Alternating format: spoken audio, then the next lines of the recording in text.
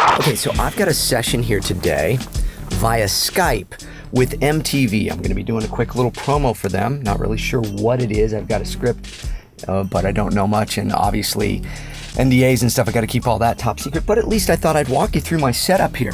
So this is what I'm doing here today. I've got Skype, so they're going to be listening to me via Skype. I'm going to be recording into my regular system via Pro Tools. So here's how I set up my Skype stuff. I've got my iPad mini connected to my mic by Apogee. Awesome little microphone. And then going out, I've got the headset going all the way into my Apogee Ensemble, plugged into the Pro Tools, and that's set up as one track, and then my voice is another track.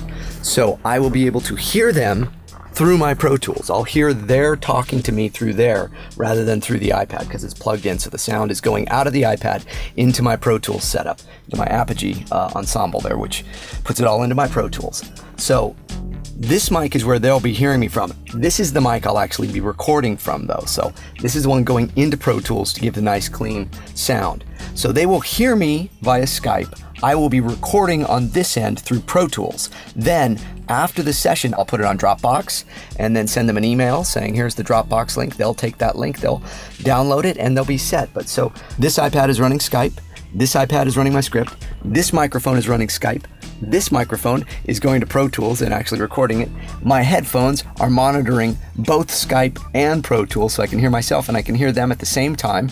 And I should be good to go. Different sessions work different ways. Now, sometimes you may do it ISDN. Of course, you know the ISDN ones, and if you've seen any of my videos before, you've seen me work ISDN for Fox and other things like that. ISDN is still pretty typical for network. Why? Because networks have internet lines that they can't be doing Skype or Source Connect on because of the firewalls to protect all of their information and encrypt things. So they don't allow their firewalls to accept this type of stuff. That's why they still use ISDN. ISDN is still analog. It's through a phone line and it converts it and turns it into, really CD quality sound. And it's pretty great, but it's still kind of old school in a lot of people's minds, but it's the best way to do it for all these networks. But places like this, MTV, CNN, things like that, usually I will do it either, like I say, via Skype, where I'm just listening to them, they're just listening to me, and I'm recording on this end, and then when they get it, they get to hear the clean, clear stuff there. A phone patch would be the other way of doing it. Now, ISDN is not a phone patch, although you will call an ISDN a phone patch sometimes. I know, it's confusing. A phone patch is literally when you're just patching in your regular landline into the session, and you can hear them and they can hear you just like you're talking on the phone. So essentially, I'm like talking on the phone while I'm recording. That's a phone session, a phone patch. You're still recording it all on this end and then sending it via FTP, Dropbox, or any of these ones there where you download this information and the sound files afterwards because they're large files. ISDN, they record it on their end. You don't have to record it on your end. They're getting it clean and clear. It sounds good. A phone patch, you are just on the phone with them. You're recording it on your end and then you're sending it to them via Dropbox or one of these other sources. Skype, which is how we're doing it today, is also just like the phone patch. I record it all on my end, and then on their end later, they get it via Dropbox or one of these, again, downloads. But they're just monitoring on this end and directing and such that way so they can hear what I'm doing. They're not going to hear it clean and clear the way that they would via ISDN where they're just recording it right there. A little confusing, but good to know if you are looking to get into voiceover and you want to know how all this stuff works.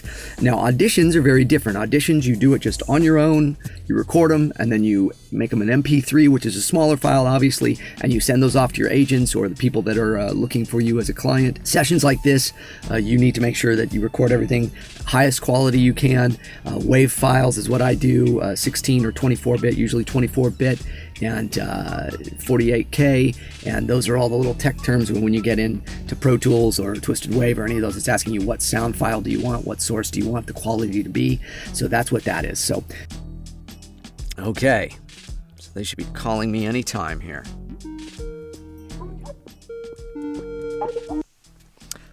Hello. Hey, James. Pete, how you doing? Good. How are you? Very good. Very good. Very good. Excellent. Sorry, a little bit late. No, you're fine. Back from lunch at the moment. Yeah. So, have you done a VO with us before, or is this your first time? This would be my first time, and I'm very appreciative. Oh, well, look, so are we. So basically, let me just kind of tell you how it works with us. You probably know we're based in Buenos Aires. Right.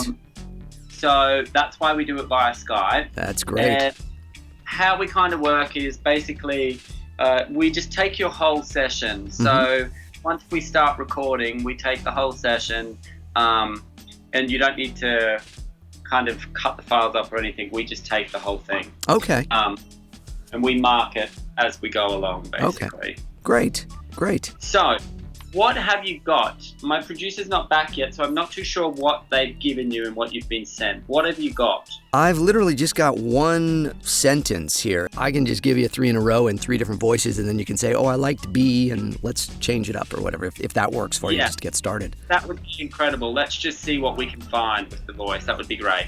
All right. Okay. Here we go then. I'll give you this. I'll slate it as take 1. Thank you. ABC. In 3, 2.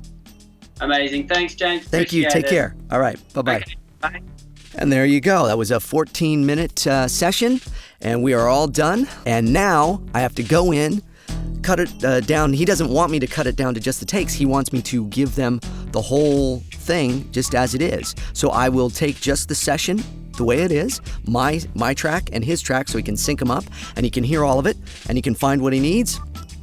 And I put it on Dropbox, send them the link, and they will get it all. So that's it. So I hope you learned something from this. Please subscribe to my channel and like this video, like all the other ones. Go back through and look. If you're into voiceover and you've just discovered this channel, there's all sorts of different things you can find on my channel here, taking you into the booth wherever I can, however I can. Also into my life as a voice actor. Plus, we got lots of great things like A Certain Point of View, which is a Star Wars debate show that we just did a season of, and that's finishing up. Maybe we'll do some more. I've got more shows coming up soon and more stuff on the channel. Please just look through it all. There's a lot there.